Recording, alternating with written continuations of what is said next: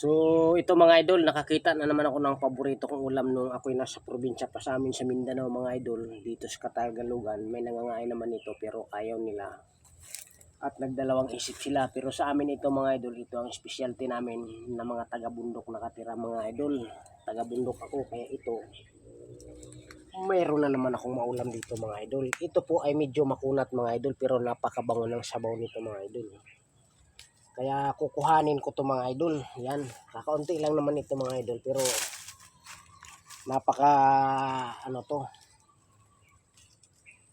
malakas to mag-produce ng tubig sa katawan mga idol. Kung kayo ay kulang sa tubig yung katawan niyo mga idol, ibig sabihin nun ay madali kayo magkasakit, kulang kayo sa tubig. Kaya ito, kahit sumisibol ito mga idol sa panahon ng tag-init, kaya kahit walang tubig mga idol, nabubuhay sila kasi marunong sila mag-produce ng tubig mga idol. Ito po yung kabuting, tawag nito ay, tawag ba ito sa amin? Basta ito'y kinakain to mga idol. Kalimutan, basta tayubo to mga idol. Sa mga tuod ay itong matagal nang namatay na kahoy. Kalimitan itong sinisibulan niya mga idol yung tuod, yung mga sinilaban. Tapos ilang taon na rin na malapit ng mabulok tulad niyan mga idol. Oh. Napakalaking puno ng mahogany yan. Napakatagal na, kumbaga kahit ganunin mo mga idol. Oh. Nabubulok na yan sa sobrang tagal na yan. Malaking puno ng mahogany diyan sa sumibol. Kaya yan mga idol. Oh, dami niyan. So dito lang sa tabi ng aking daanan mga idol, nung pasilip-silip ako sa mga gubatan ay nakita ko yung namumuti. Kaya di ako nag-alangan nito mga idol. At familiar ko din naman ang mga pagkain gubat, pagkain bukid mga idol. Kaya ito kabisado natin ito mga idol. Kasi taong bukid, taong gubat, taong bundok tayo mga idol.